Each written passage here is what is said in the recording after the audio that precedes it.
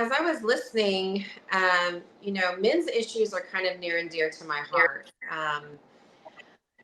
I think here in the last maybe 3 or 4 years, I've just kind of been doing a little bit more care and concern research centered around like men's issues.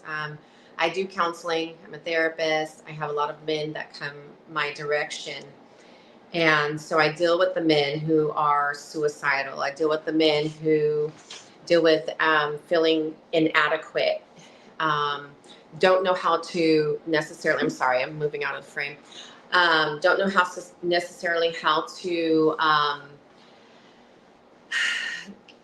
navigate the social conditioning that has been so pervasive.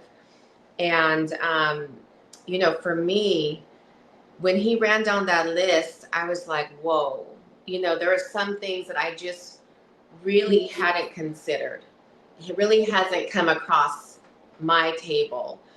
Um, it just really highlighted for me the need that's there, and the cry of the heart of the men to try to collaborate with us women to figure out how we can get on some solid ground.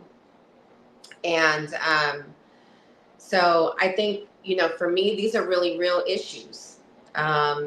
These are real issues that need to be attended to. These are real issues that have been set forth, for many, many generations. I think the woman that was speaking before talked about the patriarchy putting some things in place, religion putting some things in place. Even I think about that and how that's really influenced the way that men manifest themselves and the way in which we as women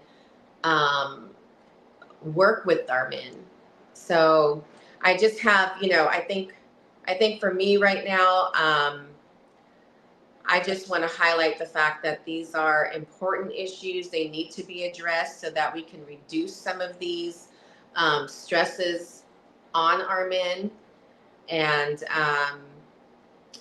I think that we have a powerful position, just like men have a powerful position in our lives to speak from a different vantage point, to be able to come together and figure out some possible solutions. So that's kind of where I'm at right now with this, but I'd love to listen to more of the discourse between people regarding this issue. So, yeah. Okay. Like that, Summer. Let's go ahead and let me get Trev in there. Trev, you ready? Maybe not. I'll go to Josie, then I'll come back to Trev.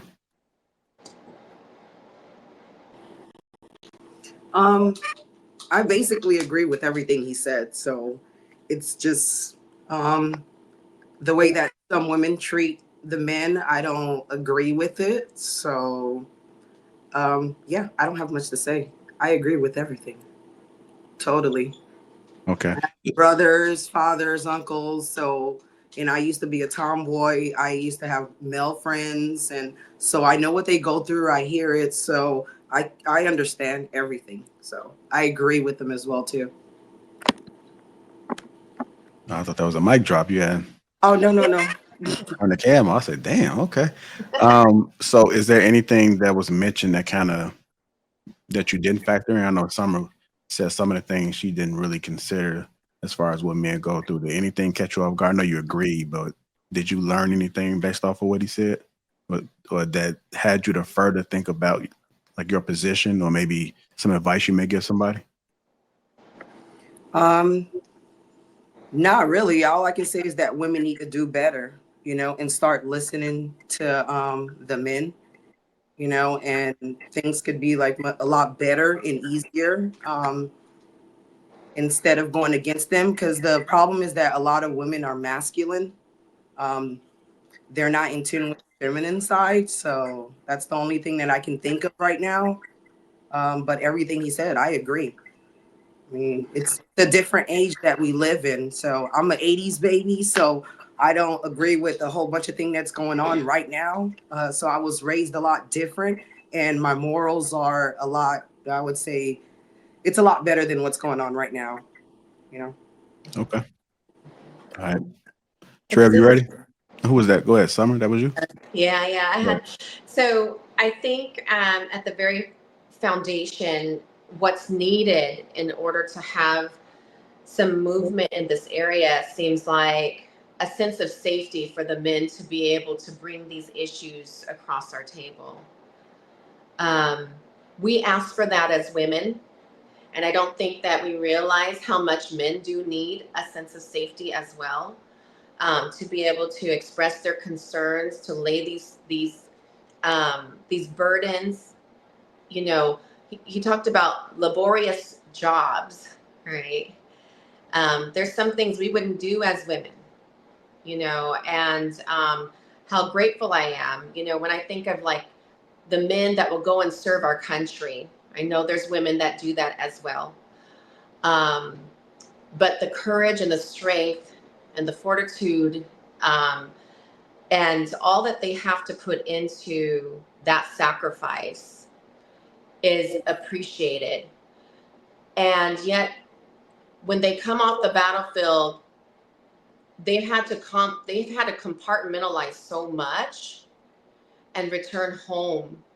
Um, and it just makes me wonder: is there the level of safety for them to be able to express themselves, you know, to us, so that some of those burdens can fall off their shoulders? So I think that we really have to work to provide that atmosphere of safety to be able to talk about these issues with our men, um, to initiate the discussion with them, because if they're not going to bring it up, because, you know, a lot of that conditioning, you know, speaks to them having to compartmentalize, shut off parts of themselves, abandon um, certain topics, you know, in order to try to safeguard their family or protect their woman from extra stresses. So I just think we could offer a little bit more in terms of that, you know, emotional safety to, you know, grapple with some of these things. Okay. Go ahead, Trev. Yeah. So the dude nailed it pretty much. I certainly agree with everything that he had to say. And what people just don't understand is there's not a lot of empathy or compassion or general give a fuck about what's going on with men in general. And maybe it's assumed that most men can take it because a lot of women, when they hear dudes like voicing their opinions, they generally roll their eyes, scowl. Oh, he sound like a bitch. All of that, you get all of that. Those are your responses. So, but then those same women will say that the man has no emotional intelligence and he's an ineffective communicator. But when men try to voice their opinions and their gripes, then they'll say, "You're whining. Shut up. You a man." So I get that part of it. There's a lot of men who suffer in silence. A lot of things are unsaid. There's men now, male advocates like the homeboy you saw up there. Their brother's doing this thing, and they're voicing these opinions because it's important, because of the deletion rate that he discussed, because of the neglect that men experience. And a lot of people don't check up on men. Sometimes we don't even check up on our own homies sometimes, right? We just have to check in sometimes because you don't know how that person is doing. You don't know that daily struggle that they're dealing with, and the lack of sympathy that he's going to get in his lifetime. We just have to be more aware of it, more cognizant of how we treat people. We don't really care. There's a lot of men who are totally ignored. Women don't know how that feels like. So for the most part, unless there's something terribly wrong with you.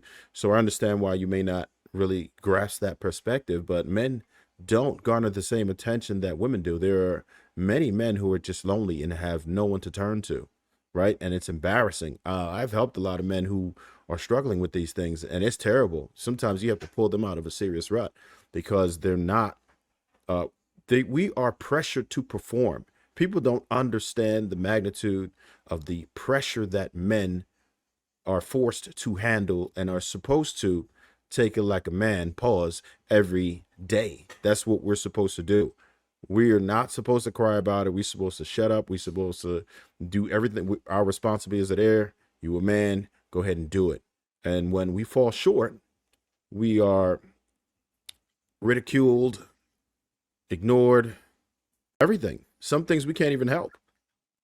So I would just encourage women who are not listening to the men to just try to put yourself in those shoes, just exercise that perspective a little bit we always talk about, and try to really understand men